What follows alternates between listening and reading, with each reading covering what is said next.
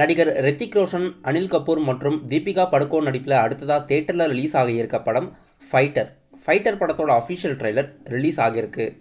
வார் போன்ற படங்களை இயக்கிய டைரக்டர் சித்தார்த் ஆனந்தோட இயக்கத்தில் இந்த படம் அஃபிஷியலாக ஜனவரி 25 ரிலீஸ் ஆகுது. இன்னைக்கு இந்த படத்தோட அஃபிஷியல் ட்ரெய்லர் யூடியூப்பில் ரிலீஸ் ஆகியிருக்கு. நடிகர் வைபவ் மற்றும் பார்வதி நாயர் நடிப்பில் அடுத்த படம் ஆலம்பனா. ஆலம்பனா படத்துலேருந்து பொங்கல் ஸ்பெஷல் போஸ்டர் ரிலீஸ் ஆகியிருக்கு. படம் கமிங் சூன்னு அறிவித்து இன்னைக்கு இந்த படத்தோட புது போஸ்டர் ரிலீஸ் பண்ணி பொங்கல் வாழ்த்துக்கள் தெரிவிச்சிருக்காங்க. நடிகர் ஜிவி பிரகாஷ் மற்றும் யுவனா நடிப்பில் அடுத்த படம் கல்வன். கல்வன் படத்துலேருந்து பொங்கல் ஸ்பெஷல் போஸ்டர் ரிலீஸ் ஆகியிருக்கு. ஜிவி பிரகாஷ் அவர்கள் இந்த படத்தில் நடிச்சு மற்றும் மியூசிக் கம்போஸ் பண்ணியிருக்காரு.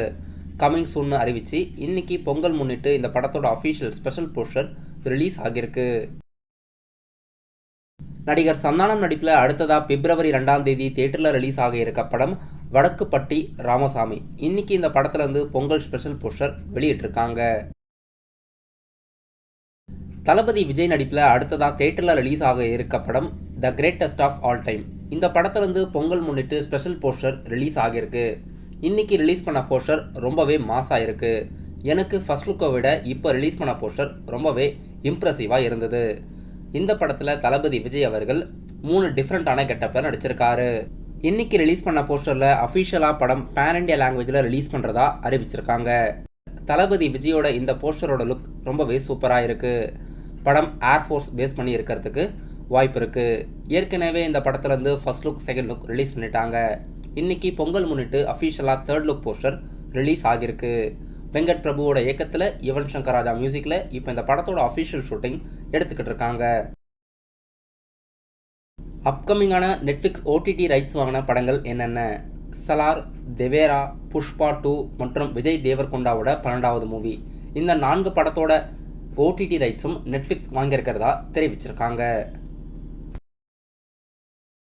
நடிகர் விஜய் ஆண்டனியோட நடிப்பில் அப்கமிங்கான படத்தில் ஒன்று ஹிட்லர். ஹிட்லர் படத்துலேருந்து பொங்கல் வாழ்த்துக்கள் தெரிவித்து இன்னைக்கு ஒரு அஃபிஷியல் புது போஸ்டர் வெளியாகியிருக்கு.